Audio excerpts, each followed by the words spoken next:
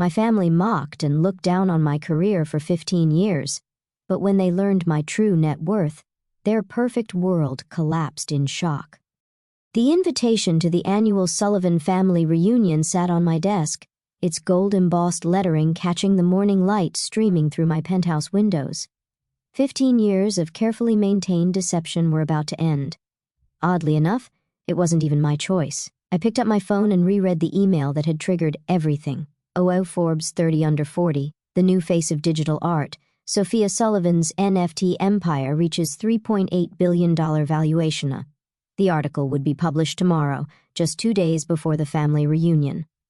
My carefully constructed facade was about to shatter, and there was nothing I could do about it. "Miss Sullivan?" My assistant's voice came through the intercom. "Your brother Marcus is on line 1 again." Of course he was. He'd been calling non-stop since the press release went out to major publications. I took a deep breath and picked up the phone. "Hello, Marcus." "What the hell, Sophia?" He didn't bother with pleasantries. "I just got a call from a Business Insidery asking for a comment about my billionaire sister. Want to explain that?" I leaned back in my chair, looking out at the Manhattan skyline. "I guess you'll have to wait for the article like everyone else." "Cut the crap," he snapped. "All these years you've been letting us think you were barely getting by. Mom and Dad have been worried sick about you." I couldn't help but laugh. "Worried? Is that what you call it? The constant lectures about getting a real job? The snide comments about how I'm wasting my potential?" They were trying to help. No, they were trying to control me, just like they tried to control you, and you let them. Silence fell on the other end of the line. Marcus had always been the good child, following our parents' carefully planned path, business school, MBA, joining our father's investment firm, the golden son who never strayed from the script. "Just tell me one thing," he finally said. "How long? How long have you been hiding this?" I stood up and walked to the window, watching a private helicopter land on a nearby building's helipad. My helicopter, actually, one of 3 I owned. Remember when I moved to that tiny studio apartment in Brooklyn, when you all thought I was crazy, throwing away my finance degree to doodle on computers, as Dad called it? That was... He paused, calculating. 15 years ago. That's right. Everyone thought I was crazy, but what none of you knew was that I'd already sold my first NFT collection for $50,000. $50,000 back then? And 6 months later, I sold another for $200,000. By the time Dad was telling everyone at Christmas dinner that I was going through a phase, I had my first million. I could almost hear him doing the math in his head. But you still borrowed money from Mom and Dad for rent. You drove that beat-up Honda until last year. I never borrowed money from them, Marcus. I asked them to invest in my company. They refused, loudly and repeatedly. The Honda was a choice, not a necessity, just like this penthouse was a choice. And the private jet, and everything else I kept hidden from all of you. Private jet? His voice cracked. Jesus, Sophia, how rich are you exactly? I smiled, remembering all the family dinners where they treated me like the poor relative, the way our younger sister Olivia would ostentatiously pick up the check, making sure everyone knew she was helping out her struggling artist sister. The Forbes article will say $3.8 billion, but that's a conservative estimate. The real number is closer to 5. The sound Marcus made was somewhere between a gasp and a choke. "Now, if you'll excuse me," I continued, "I have a board meeting to attend. Oh, and Marcus, I'll see you at the family reunion. I'm thinking of making an entrance." I hung up before he could respond and pressed the intercom. "Sarah, is everything set for the reunion?" "Yes, Miss Sullivan. The jet is fueled and ready. The car service is arranged for all family members to be picked up in Rolls-Royces. The venue has been updated to the private island as requested, and the NDAs have been prepared for all staff." Perfect. I picked up the reunion invitation again. For 15 years, I'd played the role they expected, the artistic black sheep who couldn't handle the real world, the daughter who needed constant reminders about financial responsibility, the sister who was pitied and patronized at every family gathering. But not this time. My phone buzzed with a text from my youngest sister, Olivia. AOMG, Sophia. Please tell me this Forbes thing is a joke. What's going on? I left it unanswered. Olivia, who never failed to mention her six-figure salary at every family gathering, who loved to reminisce about how she'd made it while her big sister was still finding herself. The intercom buzzed again. Miss Sullivan, your parents are both on the line. Tell them I'm in a meeting. I checked my watch. And Sarah, call the helipad. I think I'll take the chopper to the board meeting today. As I gathered my things, my mind wandered back to the day that started it all. The day I decided to hide my success from my family 15 years earlier. Digital art isn't real art, Sophia, my father's voice had boomed across the dinner table. And this NFT nonsense?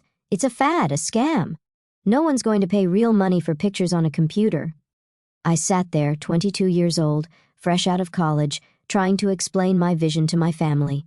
The same family that had paid for an Ivy League finance degree they expected me to use at my father's firm. Actually, Dad, I just sold my first collection for enough. He cut me off. I don't want to hear about your little hobby. Either you come work for the firm like we planned, or you're on your own. No more support, no more safety net. My mother reached across the table, patting my hand condescendingly. Sweetie, we just want what's best for you. You need stability, a real career. I looked around the table at their faces. My father's disappointment, my mother's concerned frown, Marcus's smug smile, Olivia's barely concealed disdain. That was the moment I made my decision. I wouldn't tell them about the $50,000 sale, or the 3 galleries that wanted to represent me, or the tech companies reaching out about collaborations. You're right, I said, standing up. I need to figure this out on my own. 2 weeks later, I moved into the smallest, cheapest studio apartment I could find in Brooklyn. My family assumed I was struggling, living on my savings, too proud to admit defeat. In reality, I was building an empire. The first year was intense. I worked 18-hour days, developing my artistic style, learning about blockchain technology, and building connections in the crypto art world. My first major collection, A Digital Dreams in Binary, sold out in hours, bringing in $1.2 million. I took that money and invested it back into the business, hiring developers, creating new platforms for artists, and innovating in ways the traditional art world couldn't imagine. But every time I visited home, I drove my old Honda, wore simple clothes, and lived the part of the struggling artist. At least let me help with your rent, my mother would offer, while my father shook his head in disappointment. No thanks, Mom. I'm doing fine. And I was more than fine. By the end of that first year, my net worth had hit $10 million. By year 3, $100 million. But to my family, I was still just Sophia, the dreamer who couldn't face reality. Now, 15 years later, as I stepped into my private helicopter, I thought about how it had all spiraled into something bigger than I'd intended. The little deception had become a massive secret, and in 2 days, everything would change. My phone buzzed again. A message from my father, "Woo, we need to talk now." I smiled and turned off the phone. They'd have to wait for the reunion. The Forbes article dropped at exactly 6 o'clock in the morning Eastern Time.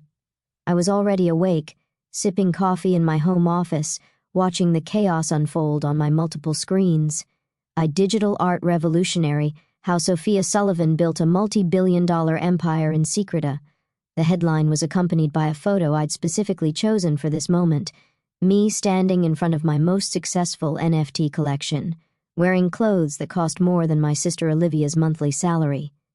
The article didn't just reveal my wealth, it detailed every success I'd hidden for 15 years. My phone exploded with notifications. First came the family group chat. Olivia, is this for real? $3.8 billion? Marcus, E tried to warn you all yesterday. Mom, Sophia, please answer your phone. Dad, that this must be some kind of mistake. Aunt Patricia, I just saw the article. Is our Sophia the Sophia Sullivan? E. I muted the chat and pulled up my emails. Hundreds of interview requests from major news outlets, investment opportunities, and speaking engagements flooded in, but one email caught my eye, from my father's business partner Albert Chen to Sophia, I believe we need to discuss potential synergies between Sullivan Investments and your digital art platforms. Your father may have mentioned some concerns, but I assure you we can be quite flexible. I couldn't help but laugh. 3 years ago, I'd approached his firm about a partnership. Albert had personally shown me the door, saying they didn't deal in internet pictures. My intercom buzzed.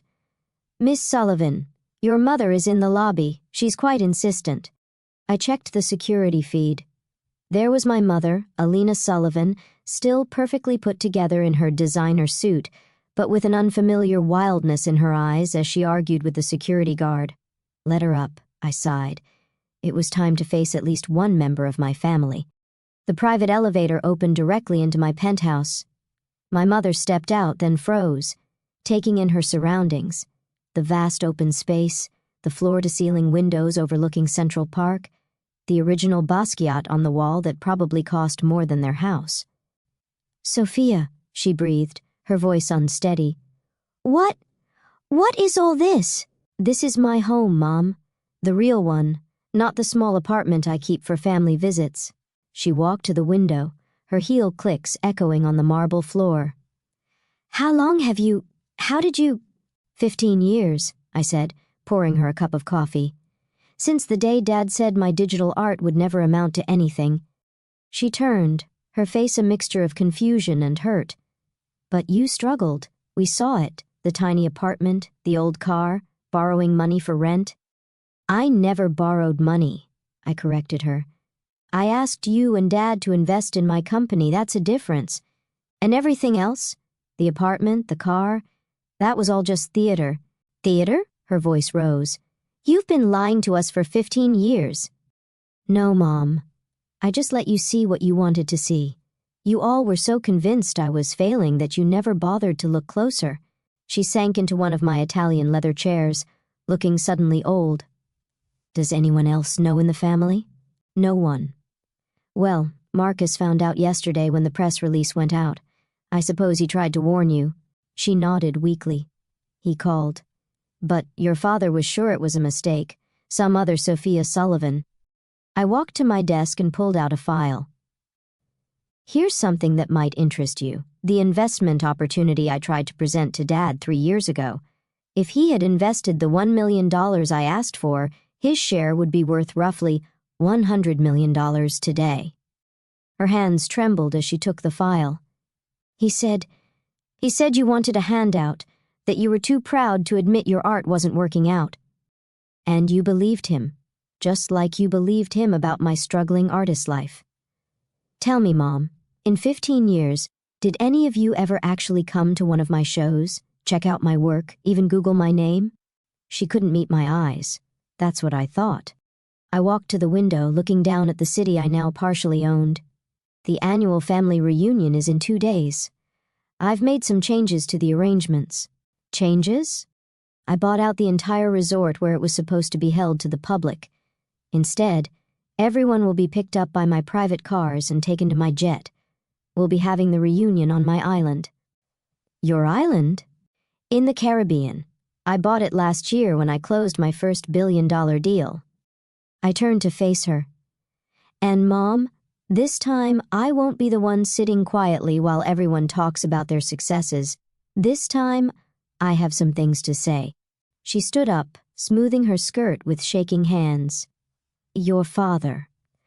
When he sees all this, he'll finally have to admit that his little girl, playing with computer pictures, built something bigger than his entire family legacy. I smiled. And that's just the beginning. I walked her to the elevator, but before she could step in, I added one last thing.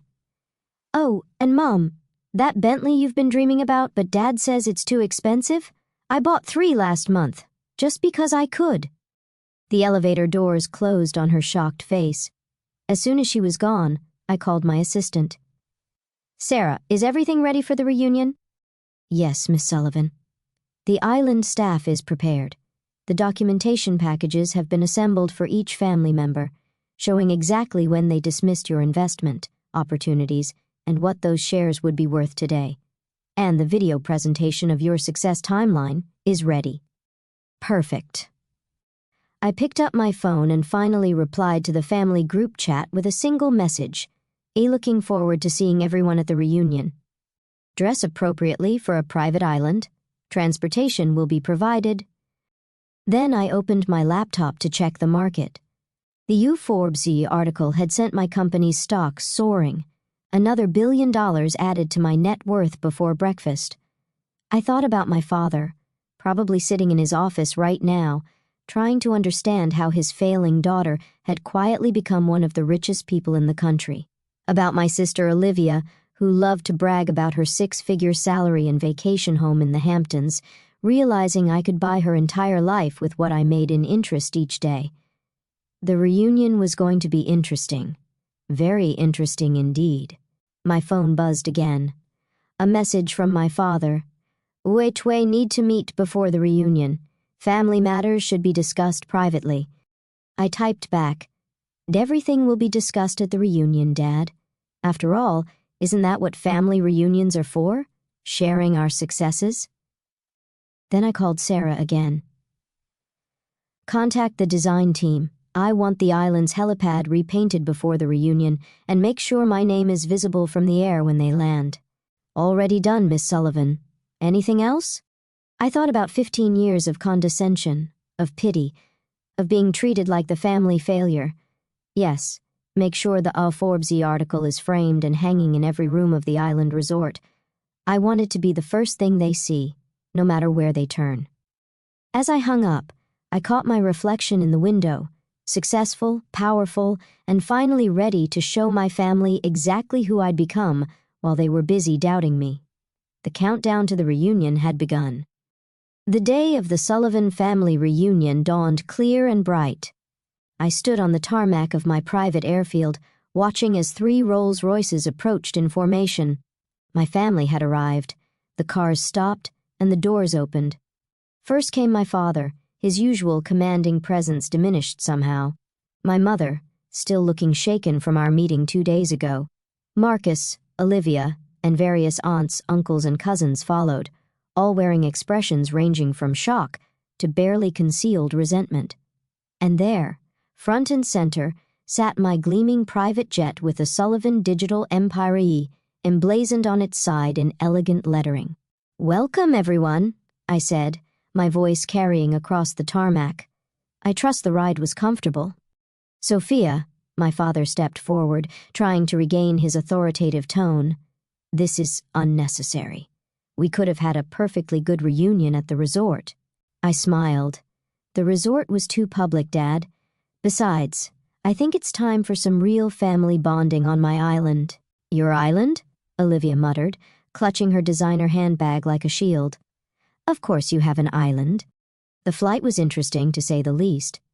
As my family members settled into the luxurious cabin, their eyes darted everywhere, taking in the opulent details, the solid gold fixtures, the rare art pieces, the vintage champagne being served by immaculately trained staff.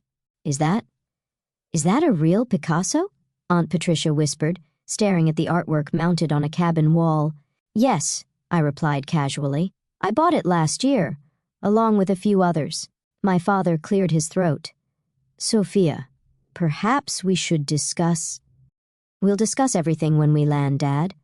For now, enjoy the flight. The champagne is particularly good, costs more than your company's quarterly profits." He flinched. "Good." 2 hours later, we began our descent. Through the windows, my private island came into view, 300 acres of tropical paradise with a state-of-the-art resort complex at its center. And there, visible from the air, just as I'd planned, was my name in letters large enough to be seen from space. Sophia Sullivan. As we landed, I heard Olivia gasp. The helipad was surrounded by displays showing my most successful NFT collections, each with their sale prices prominently displayed, millions upon millions of dollars in digital art projected onto massive screens. "Welcome to Sullivan Island," I announced as we disembarked. "My own little piece of paradise." "Little?" Marcus choked out. The resort complex sprawled before us, a masterpiece of modern architecture seamlessly blended with natural beauty. Everyone's rooms have been assigned, I continued. You'll find some reading material waiting for you. I suggest you review it before dinner. The reading material was carefully curated for each family member. For my father, documentation of every investment opportunity of mine he dismissed, along with current valuations. For Olivia, a comparison of her annual salary versus what I made in interest each day. For Marcus, details of how his firm had lost millions by refusing to work with my company. I gave them an hour to settle in and digest the information. Then I had them summoned to the main dining room. The room was a masterpiece of design, with floor-to-ceiling windows overlooking the ocean.